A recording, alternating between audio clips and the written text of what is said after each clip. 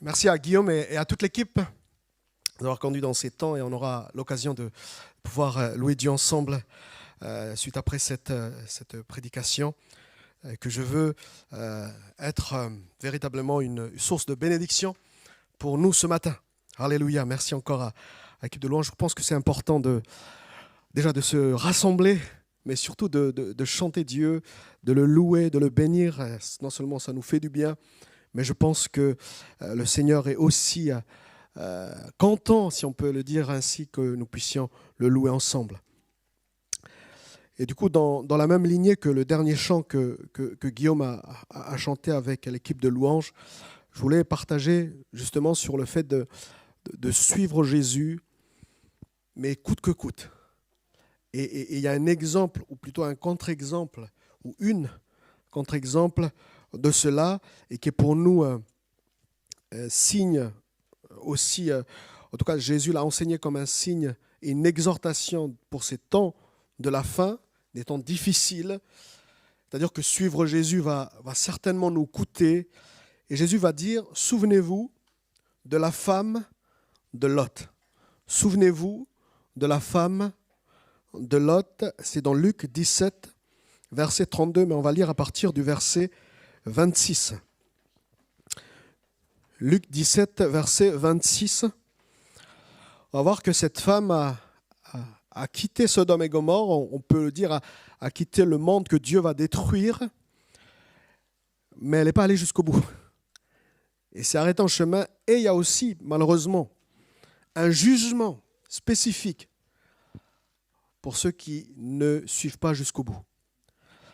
Alors, on va essayer de développer un petit peu cette pensée-là, avec la grâce de Dieu, je l'espère, on puisse en tirer quelques bénéfices de cela.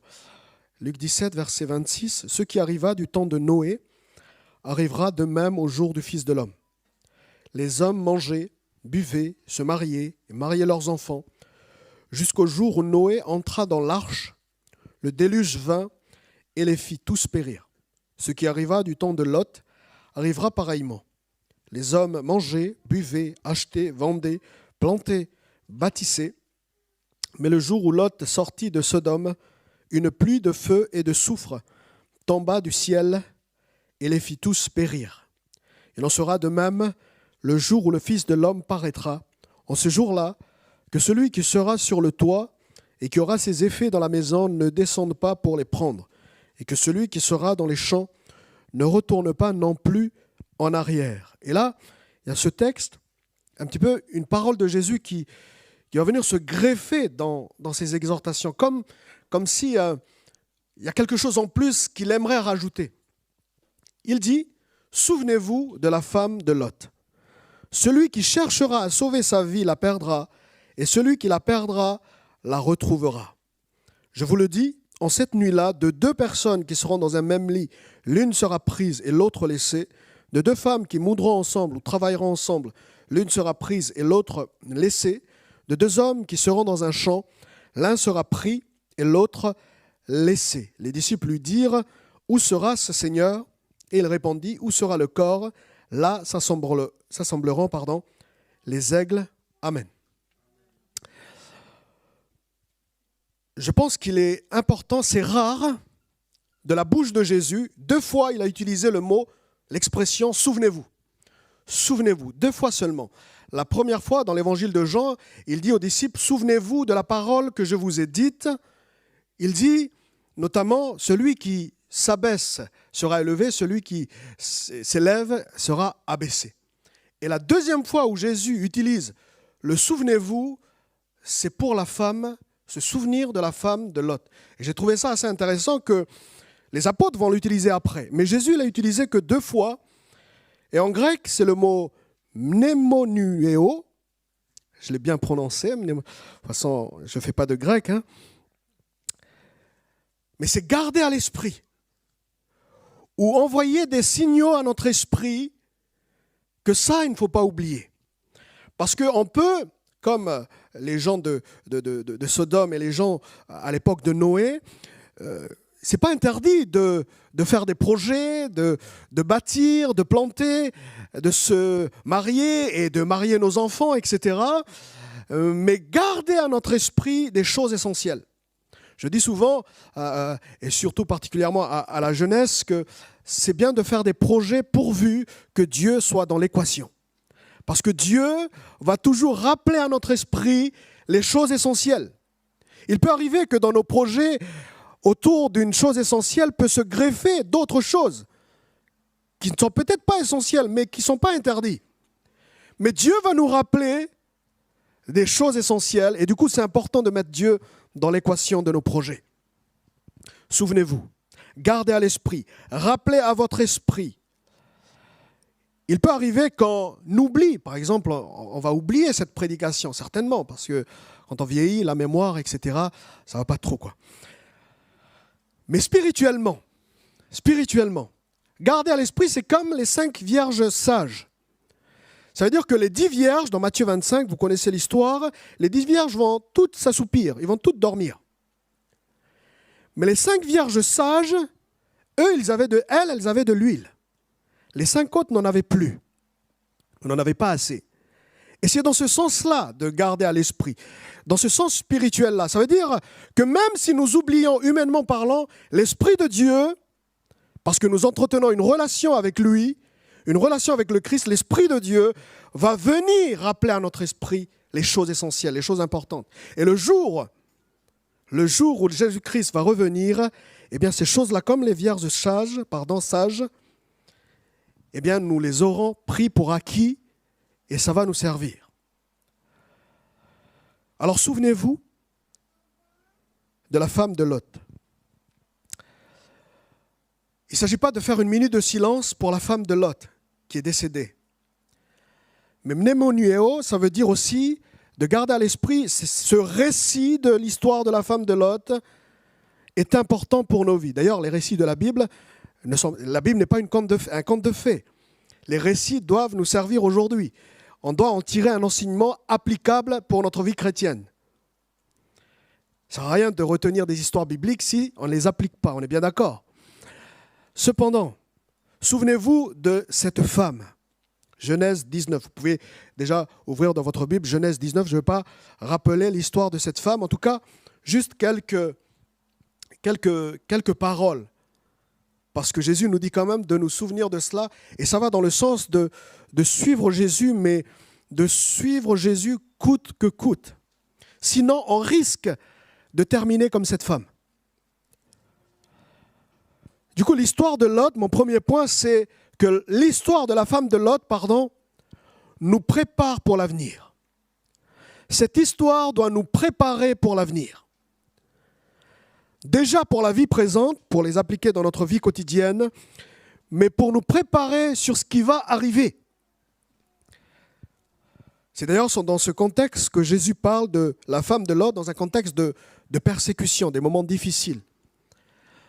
Contexte difficile, et Jésus dit, au milieu de ce contexte, Jésus dit, souvenez-vous de la femme de Lot. Cette histoire va vous aider dans le temps présent. Cette histoire va vous aider dans votre marche chrétienne. Genèse 19. L'histoire se situe dans ce chapitre. On le connaît, Lot va inviter ses messagers qui ont été envoyés par Dieu. Les messagers vont dire à Lot, écoute, qui as-tu ici? Gendre, famille, tout ce qui t'appartient, qui as-tu ici? Fais-les sortir parce que nous allons détruire cette ville. Le péché est tellement énorme dans cette ville que Dieu a décidé de détruire Sodome et Gomorrhe. Genèse 19, verset 12. Et on a l'impression, je vous laisse relire ça chez vous, mais on a l'impression dans Genèse 19 que les anges ou les messagers qui étaient entre guillemets déguisés en hommes vont insister vraiment auprès de Lot. J'ai cité le verset 12. Qui as-tu encore ici? Gendre, fils et filles, tout ce qui t'appartient dans la ville, fais-les sortir de ce lieu. Première exhortation. Donc on voit que ces messagers, ils insistent. Parce que c'est imminent. La colère de Dieu va venir sur Sodome et Gomorrhe. Et si on suit ce que Jésus a dit, de la même manière que la colère de Dieu va venir sur Sodome et Gomorrhe et sur le déluge, sur le monde à l'époque de Noé, Dieu va faire venir aussi sa colère sur notre monde. Et du coup, fais-les sortir. Sauvez-en quelques-uns. Les messagers vont insister. Et j'ai l'impression, j'ai lu plusieurs fois ce chapitre, j'ai l'impression que Lot et sa famille n'étaient pas tellement convaincus par ça. N'étaient pas tellement convaincus par l'imminence du jugement. Ses gendres, d'ailleurs, quand Lot va aller voir ses gendres, ils vont dire, mais vite, parce que Dieu va détruire Sodome et Gomorrhe, il faut qu'on sorte d'ici. Qu'est-ce que ces gendres ont fait? Ils ne vont pas le croire. Ils ne vont pas le croire. Et du coup, ces gendres vont être condamnés sous le feu et le soufre. Ces gendres ne vont pas être convaincus par l'exhortation de Lot. Et en relisant le chapitre, ça c'est mon opinion personnelle sur ce chapitre-là, je ne suis pas convaincu que Lot était vraiment convaincant et je ne suis pas convaincu qu'il était convaincu lui-même. Parce que quand je le vois convaincre ses gendres, on a l'impression qu'il n'était pas convaincant parce que peut-être dans son cœur, il n'était pas convaincu. Ce qui était normal parce qu'il était peut-être dans les projets. C'était ses gendres, donc il y avait des projets pour ses enfants. Ils ont bâti quelque chose à Sodome et Gomorrhe, ils avaient une maison. Toutes sortes de choses qui le rendaient pas convaincant du tout sur l'imminence du jugement de Dieu. Non, ce n'est pas possible. Dieu ne va pas envoyer son jugement, en tout cas dans ces temps-là. Ce n'est pas possible. Peut-être plus tard, mais pas aujourd'hui. Et peut-être qu'il pense comme ça, et du coup, ça ne le rendait pas convaincant du tout. Il faisait des projets, il construisait, chose qui n'est pas interdite. Ce n'est pas interdit de se projeter, hein. Mais que Dieu soit toujours dans l'affaire. Verset 15 de Genèse 19. Les anges insistèrent. Comme ils voyaient qu'ils n'étaient pas tellement convaincus, les anges vont insister. Verset 16. Comme ils s'attardaient, les anges vont les prendre par la main. Là, on voit qu'ils n'étaient pas pressés de sortir. Les anges vont les prendre par la main. Et ensuite, les messagers vont dire à Lot, verset 17, « Sauve-toi pour ta vie, ne regarde pas derrière toi, et ne t'arrête pas dans toute la plaine, sauve-toi vers la montagne, de peur que tu nous périsses. » Et cette exhortation envers Lot et sa famille, ne regarde pas derrière, ne retourne pas en arrière. Quand tu suis Jésus, c'est jusqu'au bout, ne regarde pas encore vers Sodome. Vous savez, il y a des circonstances dans tel ou tel domaine, dans certains domaines de notre vie, où seule la fuite est salutaire. C'est vrai que c'est assez dégradant pour des gens vainqueurs et plus que vainqueurs que Dieu nous dise de fuir. Mais à l'époque, par exemple, dans le récit de la nativité, eh bien, Dieu, en songe, va dire à Joseph, fuis en Égypte. Parce qu'il y a Hérode qui veut tuer l'enfant. Il y a des moments où Dieu nous demande de fuir. Fuis les passions de la jeunesse.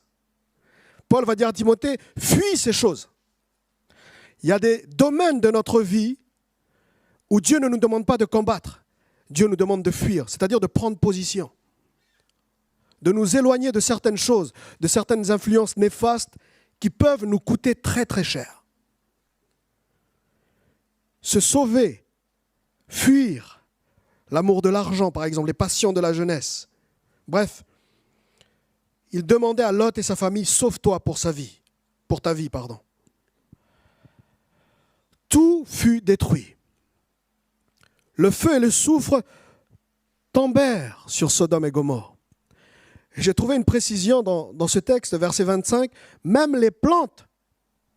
La Bible, l'auteur a cru bon de dire aussi que même les plantes furent détruites.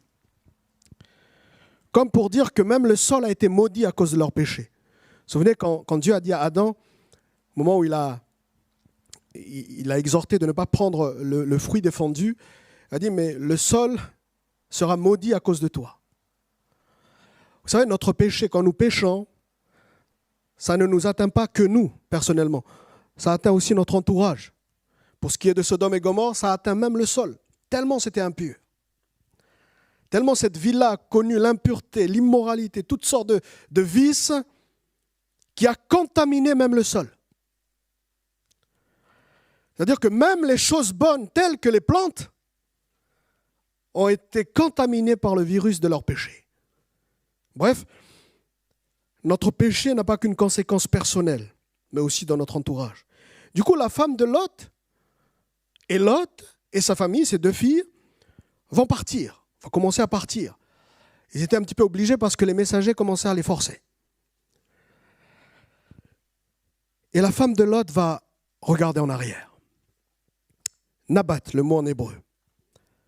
Ça veut dire regarder avec considération, observer, avoir égard.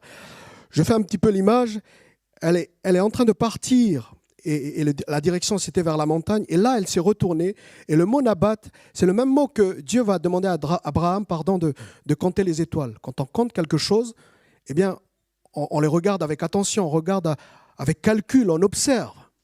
Et du coup elle va se retourner, Nabat, elle va considérer, écoutez bien, elle va considérer ce que Dieu va brûler. Elle va considérer des choses que Dieu réprouve. Elle va observer des choses que Dieu condamne au plus haut point, même les plantes. Et du coup, cette considération-là, c'est cette considération qui était coupable. Et cette considération coupable des choses que Dieu réprouve va l'empêcher d'aller jusqu'au bout. Elle va être transformée en statue de sel. C'est certain, il peut y avoir un regard furtif comme ça, mais ce n'était pas le regard-là qu'elle a eu. Elle a eu un regard observateur, de compter les choses. Peut-être qu'elle regrettait certaines choses, certainement d'ailleurs.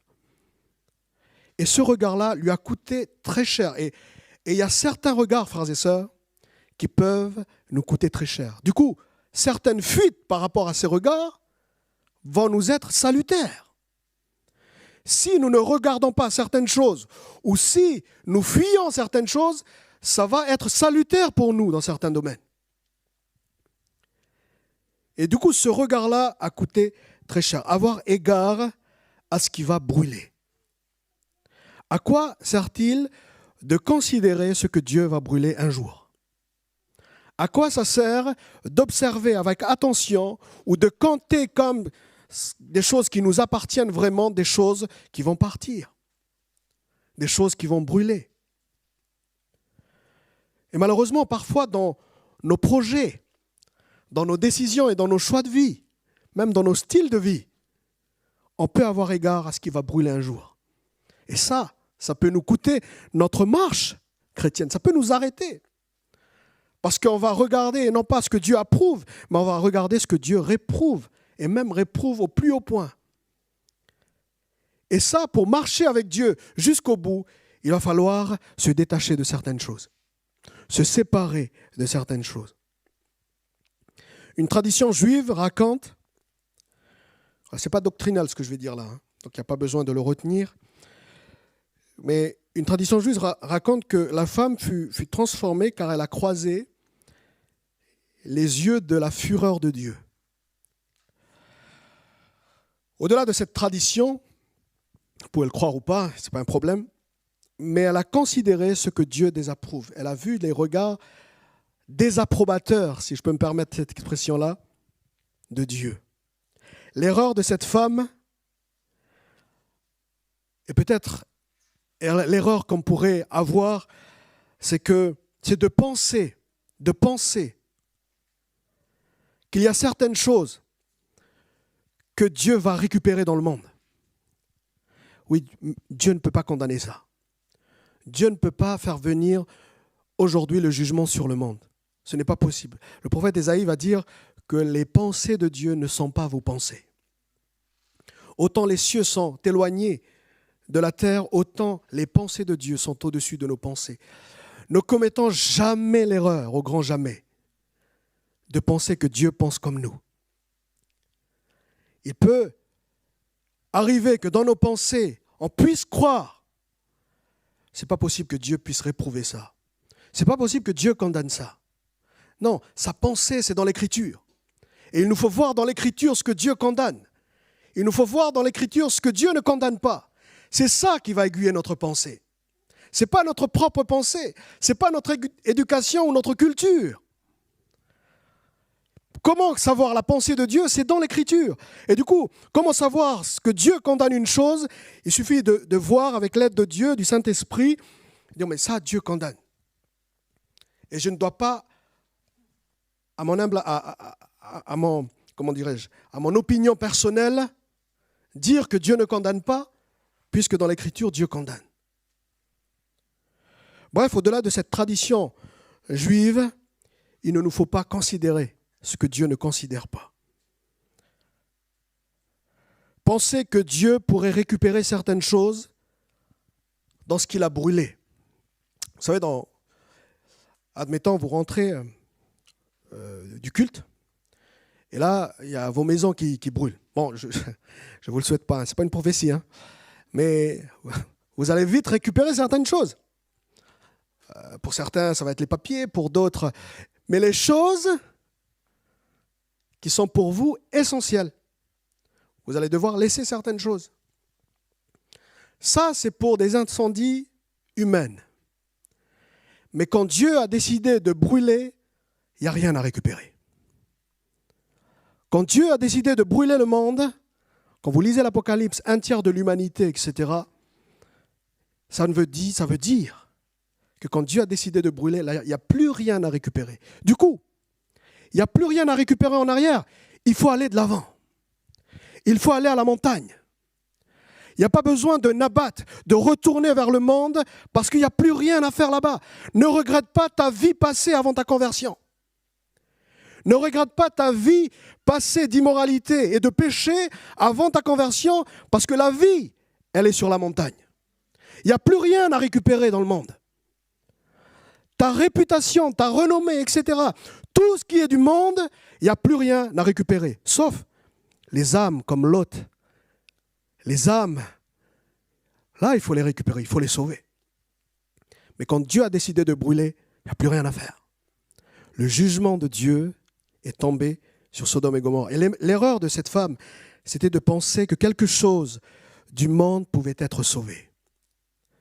Seigneur, mais on peut négocier quand même.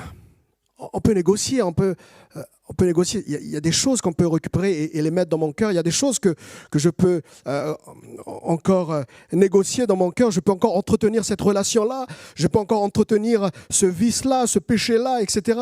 Non, Dieu condamne. Et si tu veux suivre Jésus jusqu'au bout, il va falloir laisser ce que Dieu va brûler. Tu laisses ça. Il n'y a pas besoin de ça. Et tu trouveras mieux ailleurs. Tu trouveras mieux, quand je dis ailleurs, c'est à la montagne.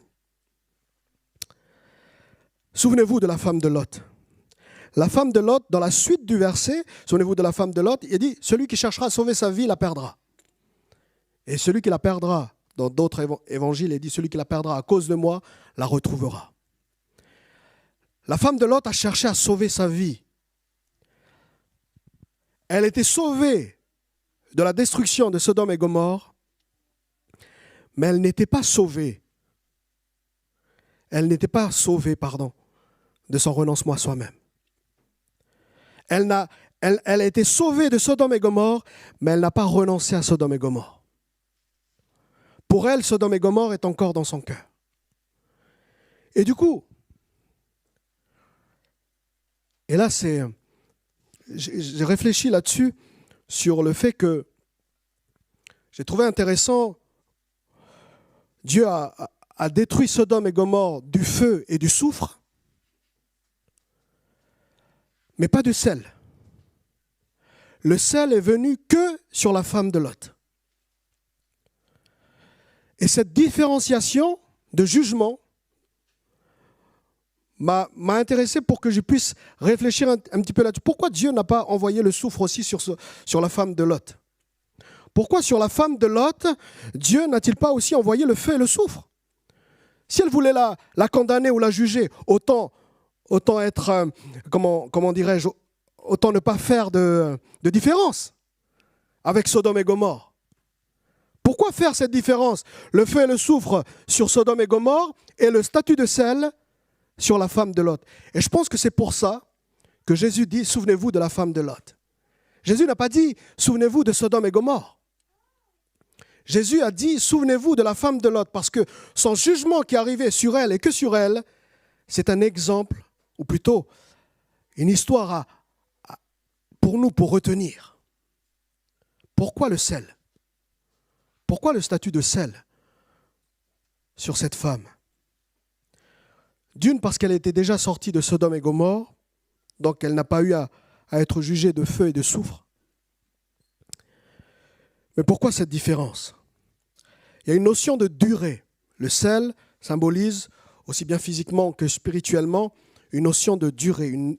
Par exemple, quand Moïse écrit, Nombre 18, 19, une alliance inviolable, c'est le même mot que sel, mélak, ça dure longtemps. Mais au-delà de cette notion de durée, il y a aussi une notion d'alliance. Et là, je comprends pourquoi Jésus dit « Souvenez-vous de la femme de Lot » et ensuite il écrit « Celui qui cherchera à sauver sa vie la perdra et celui qui la perdra à cause de moi la retrouvera. » Parce que quand Dieu pense à une alliance,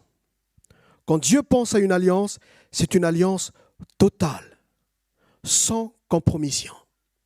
Pas de Sodome et Gomorrhe dans le cœur. Et du coup, elle voulait en faire de cette femme-là un exemple que lorsque Dieu a fait une alliance avec toi, il n'y a pas le droit au compromis. Il n'y a pas de demi-mesure. En tout cas, dans la pensée de Dieu, quand il a fait une alliance avec toi, lorsque tu t'es engagé dans les eaux du baptême, c'est une alliance où il n'y a pas de compromis avec le monde. Et la femme de Lot, elle a voulu faire. Moi, je suis certain qu'elle aime Dieu. Lot lui a parlé de Dieu. Je suis certain qu'elle veut suivre Lot, son mari. Mais dans son cœur, il y avait du compromis. Et du coup, au travers de cette statue de sel, Lévitique 2,13, tu mettras du sel sur toutes tes offrandes, signe de l'alliance de ton Dieu. L'image du sel, lorsqu'on s'engage avec Dieu, c'est une alliance où on ne retourne plus en arrière. C'est un engagement où on ne doit plus faire de compromis, c'est un engagement total avec Dieu, sans compromission. D'ailleurs, Jacques dit, l'amour du monde est inimitié contre Dieu. Celui donc qui veut être ami du monde se rend ennemi de Dieu. Ça veut dire que c'est soit l'un, soit l'autre. Soit Sodome, ou soit la montagne. Au milieu, c'est la statue de sel. Ça veut dire, c'est soit l'un, soit l'autre. En fait, la femme de Lot est pour nous un exemple que si on s'engage avec Dieu, et si nous nous sommes engagés avec Dieu, il ne faut plus retourner en arrière. Et si dans ton cœur, tu gardes encore des choses du monde, quand je dis les choses du monde, ce n'est pas, on est bien d'accord, ce n'est pas une question de mode, une question de cœur et de mentalité. Par exemple, l'apôtre Jean va dire, le monde c'est la convoitise des yeux, la convoitise de la chair, l'orgueil de la vie. C'est-à-dire parfois des attitudes qu'on entretient encore, parfois des comportements et des attitudes du monde et non pas des attitudes chrétiennes. Le monde c'est aussi ça. Elle a voulu les deux choses. Elle a voulu concilier un peu les choses. C'est-à-dire que je suis Dieu, mais je n'abandonne pas mon caractère. Je suis Dieu et Dieu me demande le fruit de l'esprit, mais il y a certains fruits de l'esprit que je ne veux pas, la maîtrise de soi par exemple. Non. Si tu suis Dieu, il faut que tu fasses tout pour avoir aussi la maîtrise de soi. C'est-à-dire que c'est un engagement total, où il n'y a plus de lien avec l'esprit du monde. Il n'y a plus de lien avec l'esprit de Sodome. La femme de Lot voulait l'amour de Dieu et l'amour du monde. Or, ce sont des choses inconciliables. Et du coup, l'exhortation de Jésus, celui qui cherchera à sauver sa vie, la perdra quand même. En fait, il y a bien des croyants, qui veulent un petit peu concilier la chair et l'esprit. L'esprit du monde et l'esprit de Dieu. Je comprends pourquoi Jésus dit, il n'a pas dit « souvenez-vous de Sodome » mais « souvenez-vous de la femme de Lot » parce qu'il s'adresse peut-être à certains croyants qui veulent concilier les deux choses. concilier la chair et l'esprit, concilier le comportement selon Jésus et le comportement du monde, nos engagements, notre service pour Dieu, qui nous demande de nous détacher de certaines choses, mais vouloir les garder quand même. Vous savez, le résultat, c'est comme cette femme, la statue de sel, on va mourir quand même, spirituellement parlant. Ça veut dire une vie chrétienne où on n'est pas épanoui, où on reste statique. Le sel symbolise aussi l'amertume, c'est-à-dire on n'est pas bien. On cloche des deux côtés. On ne va pas bien du tout. Et du coup, on voit des chrétiens tristes ou des tristes chrétiens. Non pas parce qu'ils ont eu des mauvaises nouvelles, non, mais parce que dans leur cœur, on veut concilier les deux choses.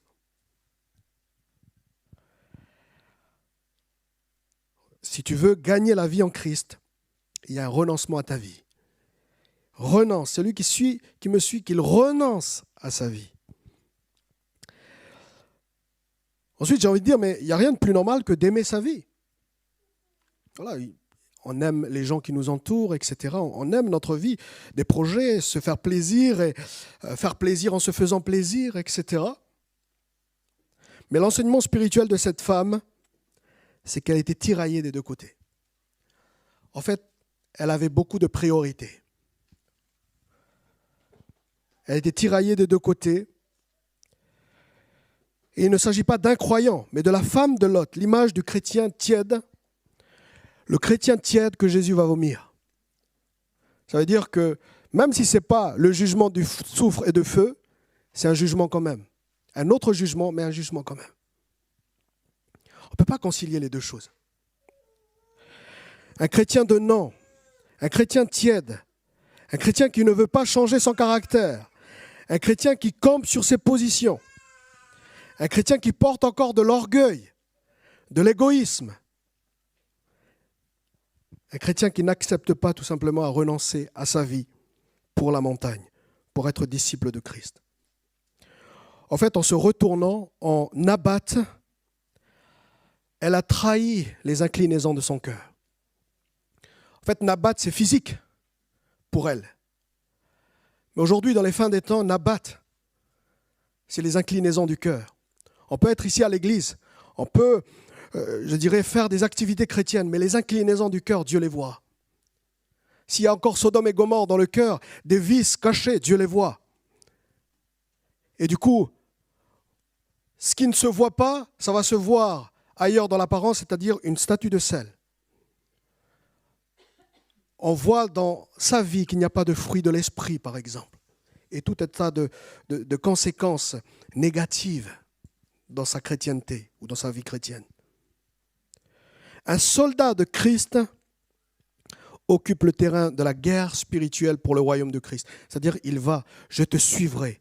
Jésus, je te suivrai jusqu'au bout, un engagement total. Et s'il y aurait une once de compromission dans mon cœur, je ne retourne pas, je continue ma marche. Et si je tombe, parce que ça peut arriver, eh bien je me relève et je continue parce que c'est là-bas qu'il y a la vie. Oui, il faut renoncer à certaines choses. Oui, il y a des moments difficiles et certainement qu'il y aura des persécutions. Mais relevons-nous et continuons à marcher. Ne commettons pas la même erreur que cette femme. Refusons la compromission. Je termine en disant, quand on lit également ce qui suit, de deux qui seront dans un même lit, l'une sera prise et l'autre laissée. De deux personnes qui travaillent ensemble, l'un sera pris, l'autre laissé. De deux qui seront dans un champ, l'un sera pris, l'autre laissé. C'était quand même la femme de Lot. Lot a été sauvé, pas sa femme. Moi, ça me frappe déjà cette image. Ils étaient sur un même lit. Mais les inclinaisons du cœur de sa femme l'ont trahi. Peut-être que Lot et ses filles pensaient que maman était sauvée. Ce n'était pas le cas. Lot et ses filles, peut-être que maman allait suivre comme eux et ne pas retourner en arrière. Ce n'était pas le cas. Dans une même famille, frères et sœurs, on peut être surpris du tri que Dieu va faire. Le salut est personnel.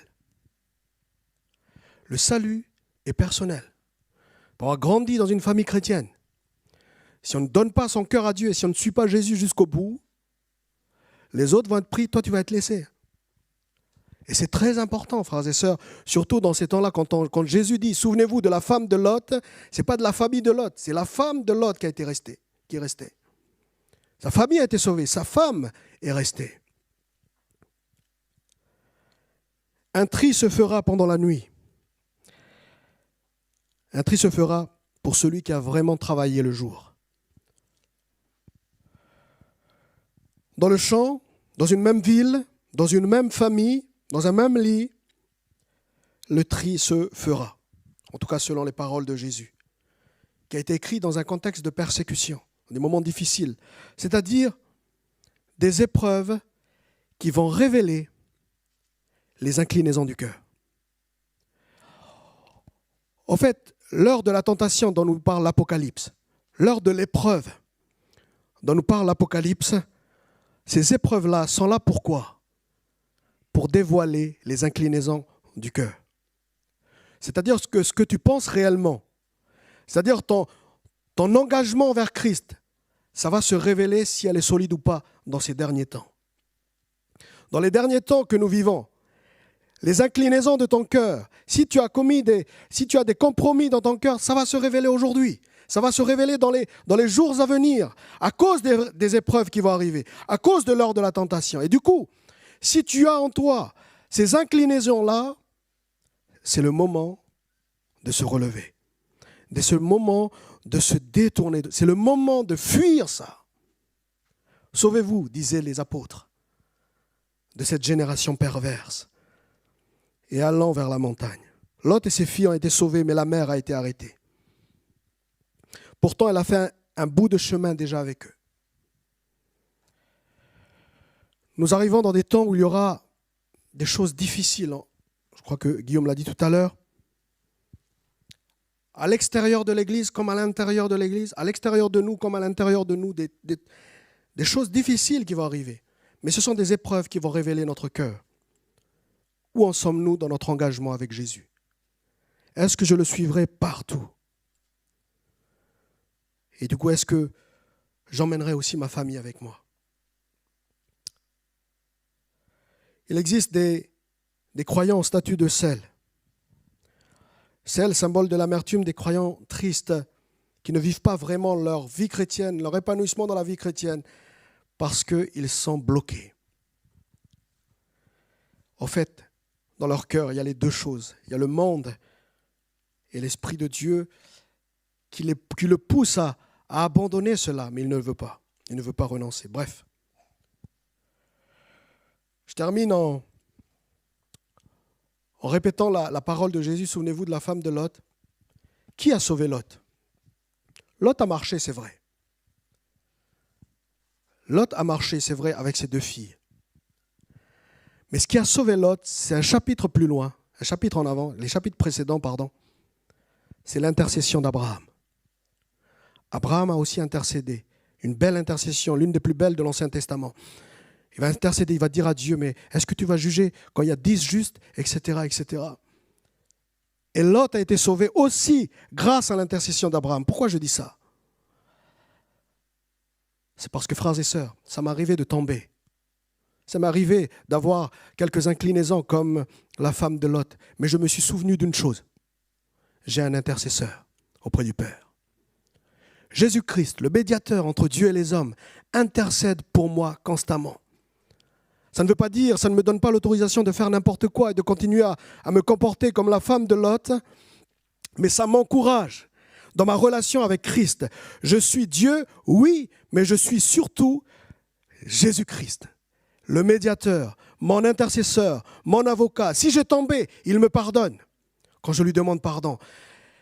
Et le fait que Jésus soit venu mourir pour moi, mourir à ma place, sa mort me donne l'occasion de me relever. Parce que la condamnation est tombée sur lui au lieu de tomber sur moi. Et du coup, qu'est-ce que je dois faire ? Fort de cette connaissance-là, eh bien, je continue à marcher avec lui, avec Jésus. Et l'apôtre Paul a dit à Timothée un jour, En reprenant l'expression de Jésus, souvenez-vous, eh bien, il dit à Timothée, souviens-toi, non pas de la femme de Lot, mais souviens-toi de Jésus-Christ. Alors il y a deux choses qu'il faut se souvenir ce matin, de la femme de Lot, de son exemple, et de Jésus-Christ. Mon frère, ma sœur, il prie pour toi. Il intercède pour toi. Si tu as tombé, sache que Jésus prie pour toi. S'il y a des inclinaisons dans ton cœur, c'est le moment. Parce que Jésus prie pour toi, c'est le moment de se relever, de se détourner de cela et de marcher et d'aller de l'avant.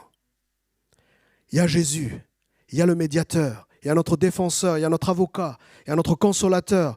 Et je suis heureux de chanter ce chant. Jésus, je te suivrai. Voilà, je vais inviter les musiciens, on va prier dans ce sens. Voilà, un engagement total. Non pas de nabat, pas de retourner en arrière. Et les inclinaisons peut-être de mon cœur qui peut-être regrettent un passé avant ma conversion. Non, il n'y a plus de ça. Jésus, eh bien je te suivrai. Amen. Seigneur, merci. Merci parce que quand je suis tombé, je me suis souvenu que j'ai un intercesseur. Comme Abraham a intercédé pour Lot. Ce qui m'a sauvé, ce ne sont pas mes efforts. Ce qui m'a sauvé, ce n'est pas ma propre justice qui est comme un vêtement souillé devant tes yeux. Mais ce qui m'a sauvé, c'est ton intercession. Ce qui m'a sauvé, c'est ta prière, Jésus. Comme tu as prié pour Pierre, j'ai prié afin que ta foi ne défaille point. Eh bien, tu as prié pour moi, je le crois, afin que ma foi soit renouvelée, que ma foi soit ranimée ce matin. Et Seigneur, je veux prier pour mes frères et sœurs et moi-même, parce que nous voulons te suivre jusqu'au bout. Seigneur, tu as donné ta vie pour nous. Tu as renoncé à ta vie pour que nous ayons la nôtre. Tu as renoncé à ta vie pour que nous ayons la vie éternelle. Et ce matin, Seigneur, c'est comme un nouvel engagement, une nouvelle consécration. Nous voulons te suivre jusqu'au bout, Seigneur. Et dans les temps difficiles qui nous attendent, mon Dieu, ô Père Céleste, qu'aucun ne se perde, c'est ma prière. Qu'aucun ne se perde dans ma famille. Qu'aucun ne se perde dans notre assemblée, mon Dieu. Qu'il n'y ait pas de femmes de l'autre dans notre assemblée, mon Dieu, mais qu'il y ait vraiment des Lots, des hommes et des femmes à qui nous avons intercédé pour qu'ils soient sauvés, mon Père. Ô puissant Jésus, merci de répandre ton esprit ce matin et de sceller encore notre engagement pour toi, Seigneur. Ah, frères et sœurs, dites-le cette prière pour toi, Jésus, je te suivrai. Pour toi, Jésus, je veux te suivre jusqu'au bout.